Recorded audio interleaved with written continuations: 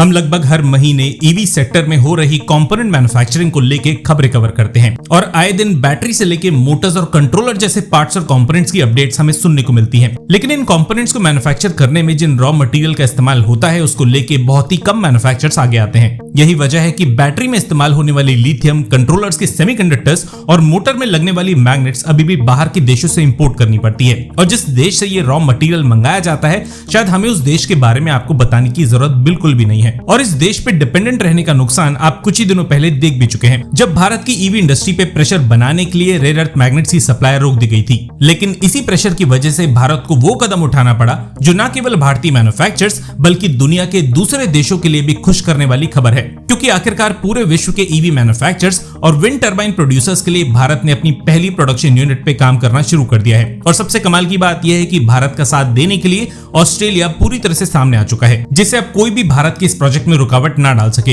Rare earth element से बने neodymium iron boron magnets अब एक कमर्शियल प्रोजेक्ट के अंतर्गत भारत में मैन्युफैक्चर किए जाने वाले हैं। लेकिन इस मेन खबर पे आगे बढ़ने से पहले आपका इस तरह के मैग्नेट्स के बारे में जानना काफी ज्यादा जरूरी है। आज की डेट में 90% से ज्यादा इलेक्ट्रिक गाड़ियों में नियोडीमियम आयरन बोरोन मैग्नेट्स का इस्तेमाल होता है। ये magnet specially brushless DC Motors में इंटीग्रेट की जाती हैं। अब मोटर्स के घूमने से 150 से 200 डिग्री सेल्सियस तक टेम्परेचर पहुंच सकता है, लेकिन इस तरह की मैग्नेट्स को ऐसे ही ज्यादा तापमान में टिके रहने के लिए डिजाइन किया जाता है। इसे शॉर्ट फॉर्म में NdFeB मैग्नेट्स भी कहते हैं। और अगर इस मैग्नेट को एकदम प्योरेस्ट फॉर्म में इस्तेमाल किया जाता है तो इनके डीमैग्नेटाइज होने का खतरा कई गुना बढ़ जाता है। डीमैग्नेटाइजेशन ऐसे चुंबक में ना हो इसलिए इनमें डिस्प्रोसियम मेटल को मिला के एक एलॉय की तरह बना दिया जाता है, लेकिन डिस्प्रोसियम के मिलाने से इस मैग्नेट की कीमत कई गुना बढ़ जाती है। अभी तक इस तरह के मैग्नेट्स का ऑलमोस्ट इकलौता मैन्युफैक्चरर हमारा पड़ोसी देश है। ऑलमोस्ट इसलिए क्योंकि एक और भारतीय मैन्युफैक्चरर भी है जो ऐसे रेयर अर्थ मैग्नेट्स भारत में प्रोड्यूस करती है और जिसका नाम है ड्यूरा मैग्नेट्स। पर क्योंकि चाइना ऐसे मैग्नेट्स का एक काफी बड़ा प्रोडक्शन हब है, इसलिए भारतीय ऑटोमोबाइल इंडस्ट्री की 80% से ज्यादा डिमांड चाइना से इंपोर्ट के जरिए पूरी की जाती है। लेकिन नैन ग्रीनमेड ने NdFeB मैग्नेट्स अब भारत में मैन्युफैक्चर करने की घोषणा कर डाली है। इस प्रोजेक्ट के लिए शुरुआती फेज में 1250 करोड़ रुपए का निवेश किया जाएगा और आंध्र प्रदेश में इस तरह के मैग्नेट्स का प्रोडक्शन होगा। अब कमाल की बात सुनिए, शुरुआत में इस प्लांट की कैपेसिटी 1200 टन पर एनम की होगी, लेकिन इसे स्केल अप करके 10,000 टन पर एनम तक लेके जाया जाएगा।